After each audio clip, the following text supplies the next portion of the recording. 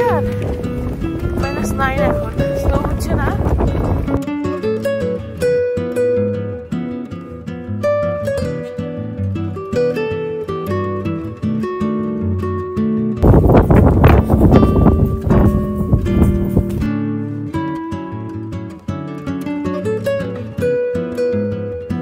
আমরা আছি হচ্ছে এখন গ্রেট ওয়াল, এটা চায়নায় এয়ারপোর্ট থেকে প্রায় 89 কিলোমিটার দূরে। এই যে আমার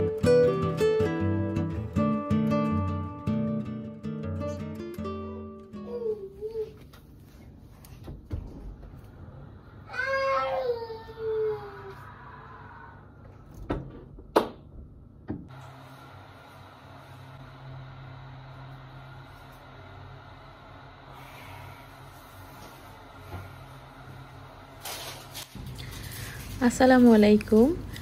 আজকে আমাদের হয়ে গিয়েছে আর আমরা অনেক বেশি জার্নি করেছি, কারণ জাপান থেকে আমরা এসেছি। নারিতা থেকে আমাদের ফ্লাইট ছিল, নারিতা থেকে চায়নার বেইজিংয়ে আমাদের আসতে লেগেছে অ্যারাউন্ড 4.5 ঘন্টা বাই ফ্লাইট।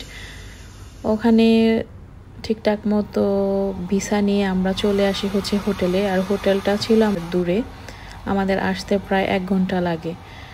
পরে এসে আমরা ডিনার করে এখন ফ্রেশ হয়ে নিচ্ছি।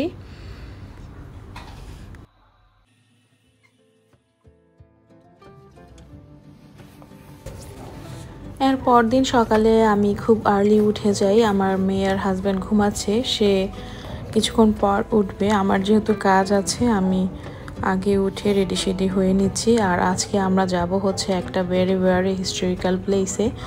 আর আজকের দিনটাই আমাদের কাছে আছে, কারণ সন্ধ্যায় আবার আমাদের ফ্লাইট।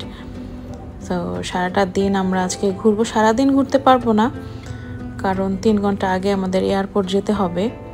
যতটুকু পারি দেখা যাক কতক্ষণ ঘোরা যায় আসলে আজকে। তবে সব মিলে আজকের দিনটা আমরা চায়নায় আছি, বেইজিংয়ে আছি। আমরা খুব তাড়াতাড়ি রেডি হয়ে যাই। আর আমার হাজব্যান্ড বলছিল যে আমরা যদি খুব দ্রুত চলে যাই সেই হিস্টোরিক্যাল প্লেসটাতে, তাহলে আমরা তাড়াতাড়ি আবার কটেজে ব্যাক করতে পারবো। আর টেম্পারেচারের কথা কি বলবো, এখানে -7 চলছে।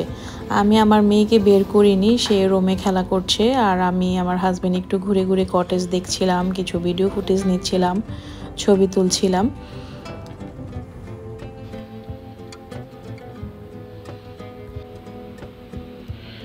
এটা হলো কটেজ। আমরা কালকে রাতে এসে উঠেছি, আর এখন মর্নিং 8:30 অ্যাবাউট। এখন টেম্পারেচার হচ্ছে -7, স্নো হচ্ছে না, বাট এত ঠান্ডা বাতাস আর এত ড্রাই।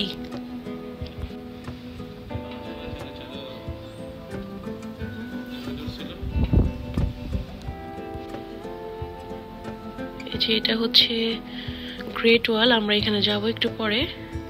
এখানে পিকচার দেওয়া আছে। আমরা এখনো হোটেলে আছি, আমাদের বাংলোতে আছি।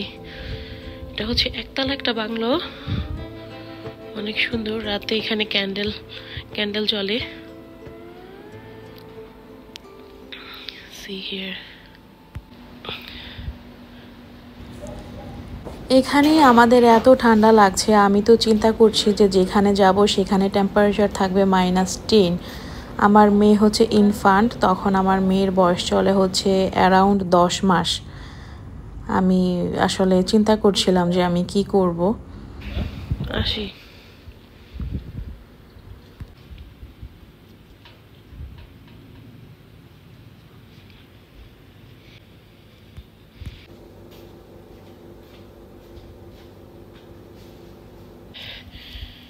-7, অনেক ঠান্ডা। -7 চলছে।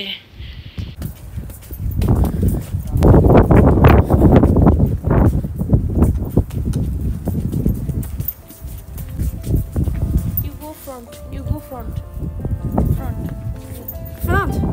Here. This. সো আমরা বেরিয়ে পড়ি সেই হিস্টোরিক্যাল প্লেসটা দেখার জন্য। আর রাস্তাটা হচ্ছে এত ডিফিকাল্ট, দেখতেই পাচ্ছ যে পাথর দিয়ে করা, অনেক আগের, অনেক পুরনো, সেটা বোঝাই যাচ্ছে। আমি আসলে হাঁটতে পারছিলাম না আমার মেয়েকে নিয়ে। একটু পর পর আমার স্টলারের যে চাকা ওটা আটকে যাচ্ছিল, সো আমি আমার হাজব্যান্ডের হেল্প নিচ্ছিলাম। এখানে যদিও ওয়েদারটা মনে হচ্ছে সানি, আসলে কিন্তু তা না। আমি এখন যেখানে আছি সেখানে অলরেডি -10। এই হলো সেই হিস্টোরিক্যাল প্লেস চায়নাতে, দ্য গ্রেট ওয়াল, যেটা চায়নার রাজা করেছিল তার দেশকে রক্ষা করার জন্য, যেন শত্রুরা সহজেই প্রবেশ করতে না পারে, সেজন্য সে এই রাস্তা করে। অনেক বছর আগে, অনেক পুরনো। এই প্রাচীর তৈরি করার জন্য প্রায় 2000 বছর লেগেছে, আর এটার দৈর্ঘ্য হচ্ছে প্রায় 21,196 কিলোমিটার। আমরা আছি হচ্ছে এখন গ্রেট ওয়াল, এটা চায়নায়। এয়ারপোর্ট থেকে প্রায় 89 কিলোমিটার দূরে। এই যে আমার পিছনে, কোথায় না এটা না, এই যে এটা হচ্ছে গ্রেট ওয়াল। অনেক উপরে, অনেক কিছু। আমার ইনফ্যান্ট বেবি, আমি যেতে পারবো না। আমি নিচ থেকে দেখছি অনেক মানুষ যাচ্ছে ওখানে। আমি একদম ভূমিতে আছি এখন।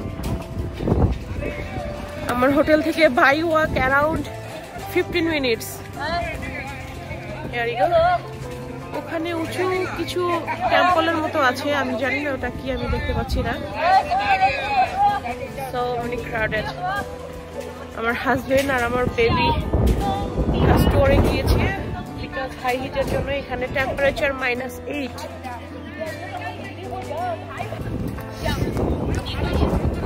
এটা হচ্ছে সপ্তাশ্চর্যের মধ্যে একটি বিশ্বের। আমার হাজব্যান্ড এর আগে 2 বার এসেছেন চায়নাতে, কিন্তু সে বেইজিংয়ে আসেনি। সো এবার প্ল্যান করছিল যে সে বেইজিংয়ে আসবে হচ্ছে শুধু দ্য গ্রেট ওয়াল দেখার জন্য। তো আলহামদুলিল্লাহ সেই সুবাদে আমিও দেখতে পারি। এটা এত বিশাল আর অনেক পর্যটক এসেছে।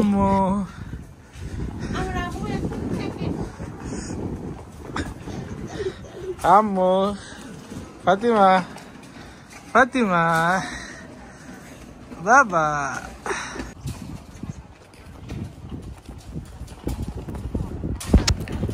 আমরা এতটুকুই দেখতে পেরেছি, কারণ উপরে যেতে হলে আমাদের পাসপোর্ট দেখাতে হবে। অনেক বড় একটা লাইন কিউ থাকে, কিন্তু আমরা সেখানে যাইনি কারণ অনেক ঠান্ডা, আমার মেয়েও যেতে পারবে না। পরে পাশেই কিছু স্টোর ছিল, ওখানে আমরা এসে কিছু কেনাকাটা করি আর হচ্ছে আমরা ছবি তুলি, ফ্যামিলি ফটো, ট্রেডিশনাল ড্রেস পরে। এখানে আমাদেরকে ওদের স্টাফ হেল্প করছিল ট্রেডিশনাল ড্রেস পরার জন্য, কারণ এত লং ছিল। আমার মেয়েও চুপ করে বসেছিল। তো সব মিলে ভালোই একটা দিন কেটেছে। তবে ইস্যু হচ্ছে অনেক ঠান্ডা ছিল তখন, এটাই হচ্ছে প্রবলেম। কিন্তু যে দোকানগুলি ছিল সবগুলি ওখানে হিটার ছিল, যার ফলে একটু রক্ষা পেয়েছি। না হয় যদি ফুল খোলা থাকতো জানি না কি হতো, কিভাবে থাকতাম। আমার মেয়ে অলরেডি ঠান্ডায় মুখ একদম লাল হয়ে গিয়েছে। আমি তাকে কম্বল দিয়ে কভার করে রেখেছি যতটুকু পেরেছি, আর শীতের কাপড় তো ছিলই।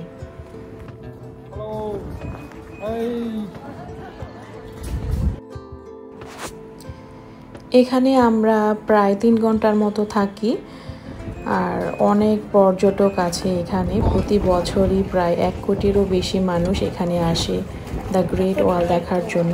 এত বড় আর এত উঁচু, আসলে খুবই সুন্দর। আমি আসলে উপরে উঠে দেখতে পারিনি, এটা আমার জন্য একটা ব্যাড লাক। দূর থেকে দেখেছি।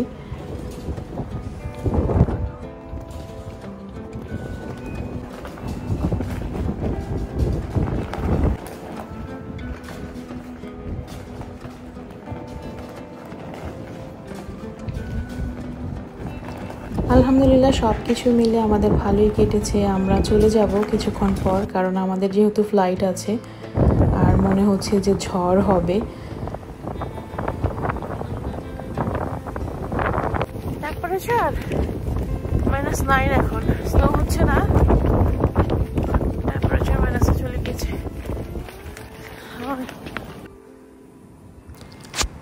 এখান থেকে হেঁটে যেতে আমাদের অনেক কষ্ট হয়েছে, কারণ এত বাতাস ছিল, ঠান্ডা বাতাস। আমার মেয়ে কোনোভাবেই স্টলারে বসতে চাচ্ছিল না, আর আমরা ট্রাই করছিলাম তাকে ওয়ার্ম আপ রাখার জন্য।